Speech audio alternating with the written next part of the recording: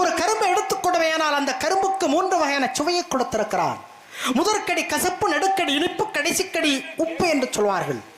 கரும்புடைய குருத்து பாகத்தை கடித்து சாப்பிட்டவேனால் அது கசப்பு சூடு உள்ளதாக இருக்கும். கரும்புடைய நடுப்பாகத்தை கடித்து சாப்பிட்டவேனால் அது இனிப்பு சூடு உள்ளதாக இருக்கும். கரும்புடைய வேர்ப்பாகத்தை அடிப்பாகத்தை கடித்து சாப்பிட்டவேனால் அது உப்பு சூடு உள்ளதாக இருக்கும். இப்படி ஒரு கரும்புக்கே 3 வகையான சுவையை கொடுத்திருக்கிறான். வெள்ளை களை கொடுத்து வெள்ளை படிவுண்டு வெள்ளை கவளத்தில் விட்டிருப்பால் வெள்ளை அரியாசனத்தில் அரசோடு என்னை சரியாக சரவித்ததாய் என்று சொல்வது போல என் தாய் கலைவாடிக்கு சமமாக உங்களை நினைத்து மதித்து வரவேற்பு கொடுத்து உங்களுக்கு வாழ்த்து கொடுக்க வேண்டும் அல்லவா? ஏதோ வாழ்த்து. அந்தியிலே பெண் பிறந்து அடுப்பிலே தான் வளர்ந்து தூங்கும் முன்னே தலை கட்டி துறைமகனும் நாடுவை வைத்திருவர் மண்ணால் வரத்தால் மாறி மாறி அடிபட்டு கிடைக்கக்கூடிய முரண் தன்மை போல் 3 மறந்து 4 பெற்று 10 மறந்து 16 பெற்று இந்த மண்ணுக்கு இந்த மக்களுக்கு சிறப்பு செய்ய வேண்டும் என்று உங்களை மனதார வாழ்த்தி உங்களிடமிருந்து சில விவரங்களை அறிந்து கொள்ள விரும்பலாம் நினைக்கின்றேன். கேட்கலாமா? விரும்பியாச்சுன்னா கேட்டுற வேண்டியது. மனசுக்குள்ளே வச்சிருந்து புண்ணியம் கிடையாது. ஆக மனதில் என்ன விஷயங்கள் கேட்கணும்னு விரும்பி இருக்கீங்களோ அதை கேட்க வேண்டியது உங்களுடைய கடமை, அதை சொல்ல வேண்டியது என்னுடைய கடமை.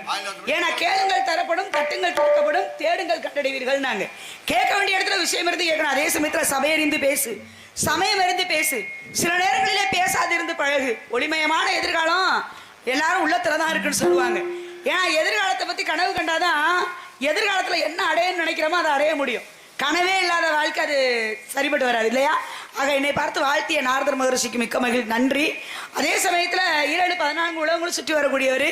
என்னை பார்த்து சகல விவரங்களும் தெரிந்திருந்தாலும் கூட என்னுடைய நாவின் மூலமாக கேட்டு தெரிஞ்சுக்கணும்னு ஆசைப்படுறீங்க. கற்றது கைமண்ணளவு, கல்லாதது உலகளவு அப்படின்னாங்க. எனக்கு தெரிந்த விஷயங்களாக இருந்தால் ஒளிவு மறைவு என்பது இருக்காது. நான் பெண் பிள்ளை.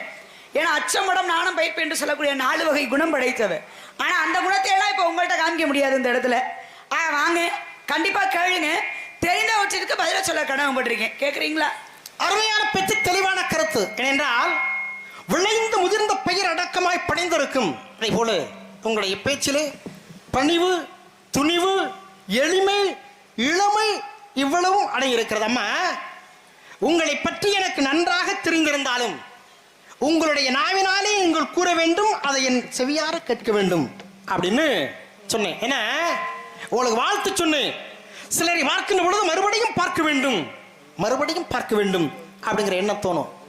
உங்களை பார்த்த உடனேயே எனக்கு அப்படிதான் தோணுது. இருந்தாலும் கதையின் முறைப்படி செல்ல வேண்டும் என்ற காலத்தினாலே நாடு தொண்டை நாடு, தலைநகரம் மேற்பாடி, எனது ஊரோ சிற்றூர். மேற்கொண்டு எதுவும் விவரம் கேட்க வேண்டுமா? தாராளமாக கேளுங்க.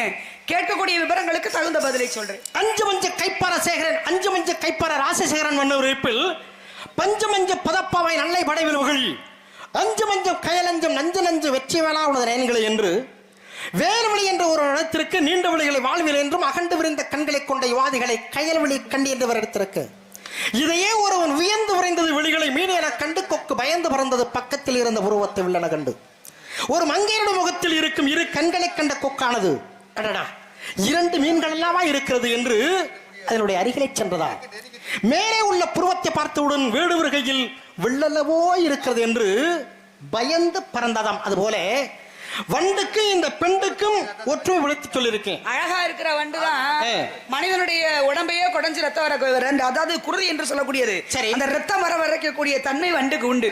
பாக்குறதுக்கு வண்டு அழகா தெரியும் பாக்குறதுக்கு. ஆனா நம்ம உடம்புல உட்கார்ந்தா குடஞ்சிரும். இப்படி குடஞ்சதுதான் பரசுராமன் கர்ணனுடைய மடியில தலை வச்சு படுத்திருக்கும் போது கர்ணனுடைய துடையை குடைந்தது அங்கே ஒரு வண்டு. அந்த வண்டூர் கொண்டு வந்தது இந்திரன் என்று சொல்லக்கூடியவன். ஆக வண்டூர் கொண்டு குடஞ்சதுனாலதான் அவனுடைய ரத்தம் எல்லாம் எல்லா இடத்துலயும் பரவிடுச்சு. பரசுராமனுடைய உடம்புல ஈரம் தென்படவும் முழிச்சு பாக்குறாரு ஒரே ரத்தம். ஏன்னா அப்பதான் கேட்கிறாரு கர்ணனை பார்த்து, கர்ணா சாதாரண பிராமணனாக இருந்தா இந்த அதாவது இவ்வளவு குருதி வர்றதுக்கு வாய்ப்பு கிடையாது. இன்னொன்னு என்னன்னா ஏதுல எங்க இருந்து இந்த ரத்தம் வருதுன்னு பாக்குறாரு, தொடையில இருந்து பீரிட்டு அடிக்குது. அப்பதான் கேட்கிறாரு, நீ பிராமணன் கிடையாது. கண்டிப்பாக ஒரு பிராமணனாக இருந்தா இந்த வழியை பொறுக்க முடியாது. இந்த வழியை பொறுக்க முடியாதே, நீ யார் உண்மையை சொல்லுன்னு கேட்கும் பொழுதுதான் கர்ணன் உண்மையை சொன்னாரு. அதுக்கு தான் பாருங்க கர்ணனுக்கு சாபம். இன்னொருத்தர் என்ன பண்றாரு, மகாபலி சக்கரவர்த்தி ஒரு யாகம் ஒண்ணு நடத்துறாரு. இந்த யாகத்தின் பேர்ல யார் என்ன கேட்டாலும் தான தர்மங்களை செய்யக்கூடிய தன்மை அந்த மகாபலி சக்கரவர்த்திக்கு உண்டு. அந்த நேரத்தை பயன்படுத்தி வாமனனாக அவதாரம் எடுத்து, வாமனனாலே 3 அடி உயரம் தான், குள்ள அவதாரம் மகாவிஷ்ணு குள்ள அவதாரம் எடுத்து மகாபலி இடத்திலே வந்து எனக்கு நீ ஏதாவது கேட்டது தருவாய் நான் தர்றேன்னா. எப்படி உன்னுடைய பேச்சை நம்புவதுன்னு கேட்டாரு. விண்ணையும் மண்ணையும் சாட்சி வச்சு, தண்ணீரை கொண்டு சாட்சி வச்சு, நீ என்ன கேட்டாலும் நான் தர்றேன்னு சொல்லும் பொழுதுதான், அப்படியா எனக்கு 3 அடி நிலம் வேணும்னு கேட்டாராம். இந்த ஊரே எனக்கு சொந்தம், இந்த நாடே எனக்கு சொந்தமா இருக்கும் போது 3 அடி நிலம் தர மாட்டேனா? என்னப்பா அப்படி கேட்டேன். 3 அடி நிலம் தானே தர்றேன், எந்த இடம் வேணும் எடுத்துக்கன்னாரு. 1 அடியில மண்ணுல கால் வச்சாரு, 2வது அடியாக விண்ணுல கால் வச்சுட்டாரு. விண்ணையும் மண்ணையும் அளந்துட்டாரு. இன்னும் 1 அடி எங்கடா, 2 அடி எடுத்துட்டேன், இன்னும் 1 அடி எங்கடான்னு எடுக்கும் பொழுதுதான் அப்பதான் மகாபலி சக்கரவர்த்தி புரிஞ்சாகா வந்தவன் யாருன்றத முன்னாடியே சொன்னாங்களே, நம்ம கேட்கலையே, இருந்தாலும் நம்மளுடைய வாக்கு பொய் போக கூடாதுன்னு சொல்லி மண்டிட்டு சிரசை காமித்தானா. ஐயா 3வது அடி நிலமா, என் சிரசு தான் இருக்கு, நீ எடுத்துக்கப்பா அப்படின்னு. அதனாலதான் சிரசில் கால் வைத்து பாதாள லோகத்தில் தள்ளிவிட்டார் மகாபலி சக்கரவர்த்திய. வாமன அவதாரம் எடுத்து உங்க பாட்டே இது. இப்படி இதுக்கு முன்னாடி சுக்கராச்சாரியார் சொல்றாரு, பா வந்திருக்க வேண்டாருன்றது தெரியுது, வேணா நீ சத்தியம் செஞ்சு கொடுக்காது அப்படின்றாரு. அப்ப மகாபலி சக்கரவர்த்தி கேட்கல. கமண்டலத்தில் உள்ள நீரை தெளித்து கையில ஊத்தி சத்தியம் செய்து கொடுக்க போற நேரத்துல சுக்கராச்சாரியா என்று சொல்லக்கூடிய ஒரு வண்டு உரு கொண்டு அந்த கமண்டலத்துல உள்ள அந்த ஓட்டம் இருக்கும் பத்தியில அதை போய் அடைச்சிட்டாராம். இது ஒரு வகையான வண்டு. வண்டு நல்லதும் பண்ணிருக்கு, தீயதும் பண்ணிருக்கு. ஆக இந்த இடத்துல வண்டுக்கு ஒப்பாக வண்டு மொழி கற்கொண்டு மொழி மாறி நீ வாழ்ந்திருக்கும் நாடு என்று சொல் கோதை என்று சொல்லக்கூடிய கேட்ட காரணத்தினால நாடு தொண்டை நாடு, தலைநகரம் ஏற்பாடி, எனது ஊர் சிற்றூர் அப்படின்றது என்னுடைய பதில். அருமையான பற்றி தெளிவான கருத்து. ஏன்னா வண்டுவிழ கற்கண்டு மொழி மாதே என வர்ணித்து கேட்டவுடன் தங்களுடைய நாட்டை பற்றியும் தங்களுடைய தாய் தந்தையை பற்றியும் ஊரை பற்றியும் தெளிவாக கூறியிருக்கின்றீர்கள். ஏன்னா ஒரு கசப்பான மருந்து கூட எதுல கலந்து சாப்பிடுறோம்? இனிப்புல கலந்த கசப்பான மருந்து தேனில கலந்து இனிப்பு. இனிப்பு அப்படிப்பட்ட தேனை கொடுக்கக்கூடியதும் ஒரு வண்டு தான். ஆனா அப்படிப்பட்ட தேனை கொடுக்கக்கூடிய அந்த வண்டு கடிச்சிருச்சுன்னு வச்சுக்கோங்களேன், என்ன ஆயிரும்? நீங்க அழகா சொல்றீங்க ஒரு சின்ன விஷயம். அதாவது வந்ததுல இருந்து கசப்பை பத்தியே பேசுறீங்கல்ல. சரி.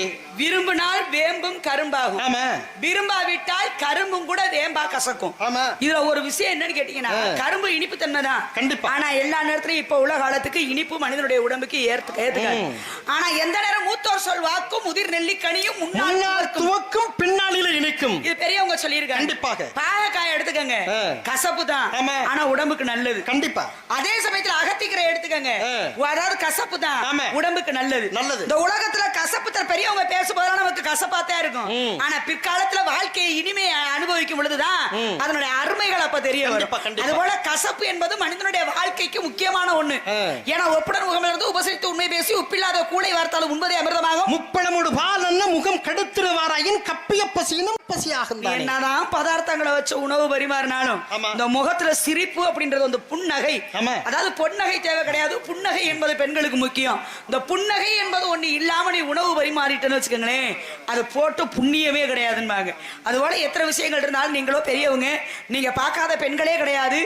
ஆமாங்க, 7-14 உலகத்துல உங்க அம்மா சரஸ்வதி, உங்க அப்பா சரஸ்வதிக்கு நாவை கொடுத்திருக்காரு. அதாவது உங்க பாட்டி மகாலட்சுமி செல்வத்துக்கு அதிபதி. அதே சமயத்துல உங்க ஐத்த யாருன்னா பராசக்தி, பாருங்க வீரத்துக்கு அதிபதி. பெண்களுக்கு வீரம் என்பது வேணும், விவேகம் என்பது வேணும், செல்வம் என்பது வேணும், கல்வி என்பது வேணும். பெண்களுக்கு இத்தனை வகையும் இருக்கு இல்லையா? ஆக உங்களின் மூலமாக எல்லாமே எனக்கு கிடைச்சா சந்தோஷம் தான். மேற்கொண்டு என்ன கேட்கணுமா? கெட்டாலும் மேன் மக்கள் மக்கள் சங்கு சுட்டாலும் என் மீதிரும் அப்படிங்கிறது போல எதுக்கு நான் ஒப்பிட்டு சொன்னேன் அப்படி சொன்னா, நீங்க சொன்னது போல பரசுராமன் கர்ணன் மடியில் தலை வைத்து உறங்கும் போது விஷ்ணு வண்டாக மாறி கர்ணன் துறை குறைந்தார். மாவளி சக்கரவர்த்தியின் மமதை ஒடுக்க வாமனாதாரம் கொண்டு வந்த வைந்து தன் பாதத்தால் 3 அடி நிலம் கெட்டு அதை தந்தேன் என்று தாரை வார்த்து கொடுக்கின்ற வேளைகளில் சுக்கராச்சாரியர் ஒன்றாக ஒரு மாறி கபாடல குடையில் அடைத்துக் கொண்டார். அடைத்ததும் தண்ணீர் விடவில்லை. ஆகவே அது ஒரு வண்டு. சிவனும் சக்தியும் ஒன்றாகி அர்த்த நாள் சிறு என்ற பெயரில் ஒன்றாக்கியது பிரிஞ்சு உண்டு. சீதை அசோகவனத்தில் உயிரோடு இருக்கிறாளா இல்லை என்று பார்த்து வந்தது விபீஷண வண்டு. இவைகள் எல்லாம் உருமாறிய வண்டுகள். நான் சொல்வது விபீஷண வண்டுங்க எனக்கு ஒரு சின்ன வண்டி ஆகும் வந்துருச்சு. அங்கதன் என்று சொல்லக்கூடியவனுக்கு ஒரு வண்டு விளையாட்டு பூச்சியாக ராவணேஸ்வரனை மாற்றி வாலி என்பவன் கொடுத்திருந்தாராம். விளையாட்டு பூச்சி, அதுவும் ஒரு வண்டு தான் இருந்துதான். பாத்துக்கங்க, இதெல்லாம் வண்டுக்கு பலவிதமான பெருமை உண்டு. ஆக எத்தனை, ஏன்னா தேன் ஒண்ணு வண்டு, ஆனந்தம் கொண்டு, ரீங்காரம் கொண்டு அப்படின்னு வரிசையா வந்து அப்படிப்பட்ட வண்டு இருந்தாலும் அந்த வண்டெல்லாம் கடிச்சிச்சுன்னா உடம்பு விஷம் முழுக்க பரவிடும். கண்டிப்பா. ஆனா இந்த வண்டு இருக்குல்ல, எந்த வண்டு? நான் சொல்லக்கூடிய கதைகள் வண்டு. ஓ, பொன் வண்டுக்கு சமமாக வண்டு வெளி என்று உங்களுடைய வெளிகளை தெய்வீக நோக்க கொண்டு வரணித்தேன். பொன் வண்டு பார்க்க அழகு. ஆமா, அதனுடைய நிறமே பார்க்க அழகு. யாருக்குமே தீங்கு செய்யாத வண்டு. கொஞ்சம் கழுத்துல கை வச்சோம்னா வெட்டி போடுங்க. அது 2 ரகம் இருக்கிறது. சரி. பொன் வண்டுல பாப்பார பொன் வண்டு, அதுக்கு பேர் வச்சிருக்காங்க பாருங்க.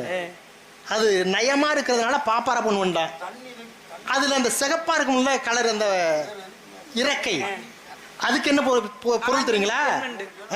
அதுக்கு எப்படி, அதுக்கு ஒவ்வொரு பகுதியிலும் ஒரு பேர் உண்டு. எங்களுடைய பகுதியில பாட்ட சொன்னா அதுக்கு கழுத பொன் வண்டுன்னு சொல்லுவாங்க. கழுத வண்டும்பாங்க. அந்த ஆண் வண்டை கழுத வண்டும்பாங்க. பெண் வண்டை அந்த புள்ளி புள்ளியா இருக்கு, அதுக்கு பேரு பாப்பார பொன் வண்டும்பாங்க. அது போல யாருக்குமே தீங்கு செய்யாத பொன் வண்டுக்கு சமமாக வண்டு விழி என்று உங்களுடைய விழிகளை தெய்வீக நோக்க கொண்டு வரணித்தேன். அதற்கு ஞான நிலைத்தான் உணர்ந்த சுவாமி என்ற நயமாக நாகரிகமாக பதில் தந்தீர்கள். ஏனென்றால் வேலம் உடைத்து மலைநாடு மேதக்க சோழநாடு சோரடைத்து பூமியோர்கள் தென்னாடு ஒத்துழைத்து தென்னீர் வயல் தொண்டை நன்னாடு சான்றோர் உடைத்து என்பது போல மேற்கு பவளமலை வேங்கடம் நேர்வடக்காம் ஆர்க்கும் உபரி அணிகளுக்கு பார்க்குளியர் தெற்கு புனாகினி 20 காத தூரத்தை கொண்டது என்னுடைய தொண்டை நாடு. சோழவளை நாட்டிலிருந்து ஆழ்தொண்டை சக்கரவர்த்திற்காக 20 காத தூரத்தை பிரித்து கொடுக்கப்பட்டார் அன்றைக்கு கரிகால சோழன். குறிஞ்சி நிலத்தின் தலைவனோ குமரன், குமரனின் தந்தையோ பரமன், பரமன் அணியதோ அரவும், அந்த அரவத்தை கொடியாக கொண்டவனோ துரியோதனன், துரியோதனன் என்பனோ கர்ணன், கர்ணனின் தந்தையோ சூரியன், சூரியனின் சாரதி அருணன், அருணனின் தம்பிய கருடன், கருடனின் தந்தை ஆதிசேடன், ஆதிசேடன் சுமப்பதோ பூமியன் பிரபஞ்சம். இப்பிரபஞ்சத்தை இடது கையால் அடக்கிய ஒரு அகத்தியர், அகத்தியர் அருளை பெற்றவன் அனுமன், அனுமன் கொண்டு வந்தது சஞ்சீவி பர்வதம். அதை பிளந்து தோஞ்சப்படுத்திய இலங்கேஸ்வரன், இலங்கேஸ்வரனை அளித்தவரோ திருமால், திருமாலின் மார்பில் இடம் பெற்றவளோ மகாலட்சுமி. எனவே லட்சுமி கடாட்சம் பெற்றது உங்களுடைய குறிஞ்சிலம் இல்லையா? சரி, லட்சுமி கடாட்சியம் எப்படி பெண்களுக்கு இருக்கும்? ஆண்களுக்கும் உண்டு இருக்கு. கட்டிய மனைவி கணவனை விட்டு பிரிந்தால் எல்லா செல்வங்களுமே பறி போயிடும் அப்படின்றதுக்கு வைகுந்தத்துல பிருகு முழுவர் நாடகம் ஆடியது ஒன்று. ஏன்னா மகாலட்சுமி மகாவிஷ்ணுடைய நெஞ்சில எட்டி உதைக்கும் பொழுது அங்கே மகாலட்சுமி கேட்கிறா, ஏங்க இதய கமலத்தில் குடியிருப்பவனா, நான் இருக்கும்போது இடம் பார்த்து அந்த முனிவர் எட்டி உதைக்கிறாரு, ஆனா நீங்களும் அவருடைய காலை பிடித்து தடவி கொடுக்குறீங்களே, இதுக்கு மேல உங்கள்கிட்ட குடியிருக்க மாட்டேன்னு சொல்லி குடும்பம் நடத்த மாட்டேன்னு சொல்லி மகாவிஷ்ணுவை விட்டு மகாலட்சுமி நீங்கி போயிடுறா. மகாலட்சுமி நீங்கி போய் பூலோகத்தில் பத்மாவதியாக அவதாரம் எடுக்கிறா. ஆனா மகாலட்சுமி நீங்கின மாத்திரத்துல வைகுந்ததுமே இருட்டடைஞ்சு போச்சு. ஏன்னா செல்வத்துக்கு அதிபதி மகாலட்சுமி. அந்த கணவனை விட்டு பிரிந்ததுனால அனைத்து செல்வங்களுமே போயிருச்சு. அனைத்து செல்வங்களுமே போன காரணத்தினாலதான் திரும்ப பூலோகத்தில் ஸ்ரீனிவாச பெருமானாக அவதாரம் எடுத்து குபேரன் இடத்திலே கடன் வாங்கி பத்மாவதி தாயாரை திருமணம் பண்ணுவதற்கு ஒரு காரணம். இப்படி பெண்கள் இல்லாத வாழ்க்கை சிறக்காது என்னைக்குமே. கடவுள்களுக்கே பொருந்தும். முதல்ல தவத்திற்கு ஒருவர், தமிழுக்கு இருவர், படைப்பிற்கு 3, சவத்திற்கு 4, சகலத்திற்கு 5, ஆபத்துக்குதவாது, பிள்ளை அறம் பசிக்கு உதவாது, தாகத்து தீராது, தரித்திரம் அறியாது, கோபத்தை அடக்காது, குருவனை கொள்ளாது, பாவத்தை தீராது, இருந்தும் பயனில்லை. அதுதான் சொன்ன மூப்பிலா குமரி வாழ்க்கை முனையிலா அரசன் வீரம் காப்பலா விளைந்த பூமி கடையிலான் கொண்ட கூணம் ஆப்பிலா சகடை போல அழியும் என்று உரைக்கலாம் சொல்லிட்டேன். என்ன பேதை விதும்பை மங்கை மடந்தை அறிவு தெரிவை பேரப்பன் என்று சொல்லக்கூடிய 7 வகையான பருவத்தில் தாங்கள் அடைந்திருக்கக்கூடிய பருவம் 1வது பருவமான மங்கை பருவத்தை வறண்ட நிலத்துக்கு, தண்ணீர் இருண்ட வீட்டுக்கு, நன்கு விளைந்து முதிர்ந்த பயிருக்கு என்ன வேலி போடணும். அதனால அப்படி வேலி போட்டாதான் பயிரை பாதுகாக்கலாம், பாதுகாப்பா இருக்கும். அதுக்காக பயிரை காக்க, அதாவது பயிரை காப்பதற்காக வேலி. இன்னைக்கு அந்த வேலியே பயிரை மேயிறதுக்காக ஆயிரக்கூடாது இல்ல உண்டு இருக்கு இல்லையா? ஆயிரக்கூடாதுன்னா ஆயிக்கிட்டு தானே இருக்கு. எப்படி இருக்கு? ஏன்னா பயிரை காக்க வேலி போட்டாங்க. இன்னைக்கு அந்த வேலி போட்டு அந்த வேலியே பயிரை மேயிற கதை தானே நடக்குது. இது கலிகாலம் இல்லையா? அதனால அதுக்கு முன்னால என்ன பருவம் என்பது சித்திரமா பாதுகாக்க வேண்டும், பத்திரமா. அது வருவது ஒரு முறை சாத்திரமா, அதுவே தவறை விட்டால் ஓத்திரம் அடி அந்த மாதிரி ஆகிவிட கூடாது. அப்படிங்கிற காரணத்தினால என்ன செய்யணும்? நீங்க எங்க இருந்து பருவ காலத்தை நீங்க எங்க இருந்து வரீங்க? நானா தேவலோகத்துல இருந்து வர்றேம்மா. தேவலோகம் 7 14. ஆமா, மேல 7 கீழே 7. ஆமா. உங்க அப்பா வசிக்கக்கூடிய இடம் எது? சத்தியலோகம். உங்க பாட்டை வசிக்கக்கூடிய இடம் அதான் வைகுந்தம்.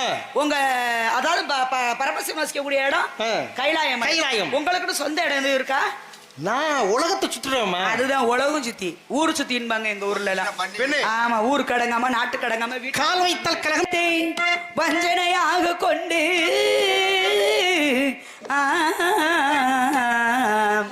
நலியவும் இரங்கள் பேசி நயமொழி உரைத்து நின்றி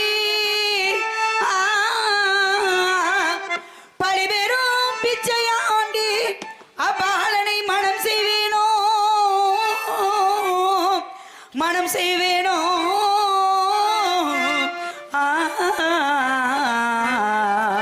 முனி முனி முனி கைவரிசை செல்லாது போ